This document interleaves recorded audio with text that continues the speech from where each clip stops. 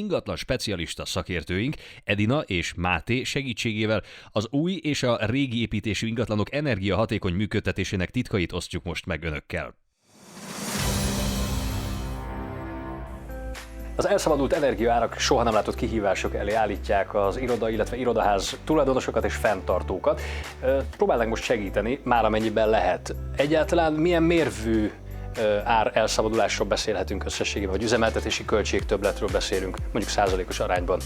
Nagyon nehéz ezt pontos számokkal kifejezni, nyilván függ az adott bérlő fogyasztásától, attól, hogy milyen jellegű tevékenységet folytat. Abban egyetérthetünk, hogy minden bérlőnél érezhetőek az energiaárak emelkedései, de nyilván attól is függ, hogy a bérlő mennyit tesz az emelkedés ellen, és attól is függ, hogy a bérbeadó mennyit tesz az emelkedés ellen. És mit lehet akkor tenni gazdaságosan, logikusan? Milyen lépések várhatók? Igen, meg kinek kell inkább tenni, a bérlőnek vagy a bérbeadónak? Ez nagyon-nagyon közös munka.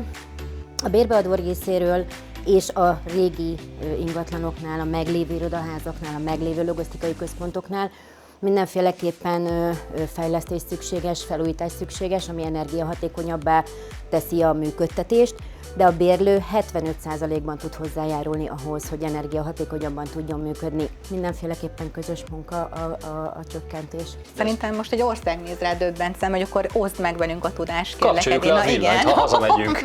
De gondolom ennél többről van szó azért. Nyilván egyébként ezek a nagyon alap dolgok is, mint a villany lekapcsolása, és azok közé tartozik, amire az emberek nem gondolnak, pedig nagyban tudják csökkenteni az energiafogyasztást. Az egyik legnagyobb tényező például a világításnak a korszerűsítése.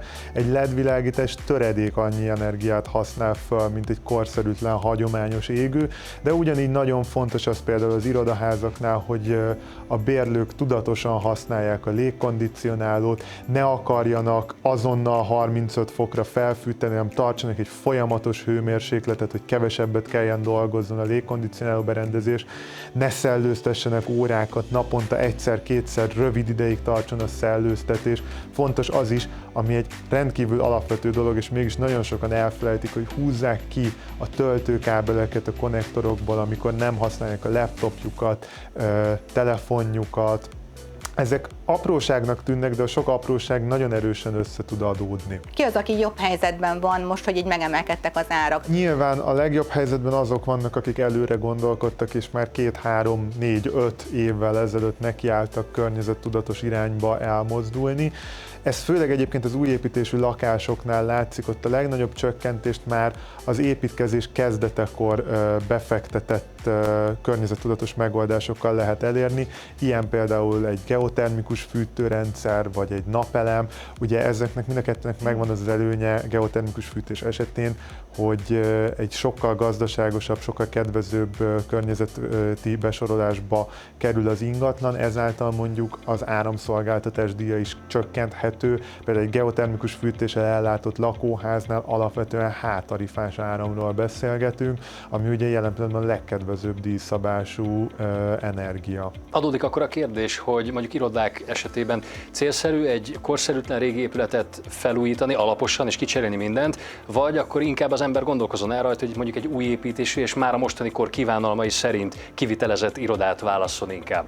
Az építőipar már mindenféleképpen zöldebben gondolkodik a mostani beruházásoknál, ez nem kérdés, ez nyilván a bérleti díjaknál is megmutatkozik. Tehát egy régebbi épületnél azért a bérleti díj meghatározása nyilván alacsonyabb, mint egy új építésű ingatlannál, de semmiféleképpen nem élveznek hátrányt azok az ingatlanok, amelyek régebbiek. Ez a helyzet egyébként is erre kényszerít bennünket, ami most kialakult, hogy energiatudatosan gondolkodjunk és megtegyünk minden olyan lépést a régi épületekbe is, ami energiahatékonyabbá teszi a működtetést. Mi az, ami előnyt jelent most így az ingatlan piacon? Nyilván egy hatalmas előnyt élveznek jelen pillanatban azok, akik a korszerűsítés felé való törekvést korábban elkezdték, akiknek már adott esetben évek óta energiatudatos megoldásaik vannak, hiszen látható az, hogy milyen költségekkel jár a gázáremelkedés, milyen költségekkel jár az elektromos áram emelkedése.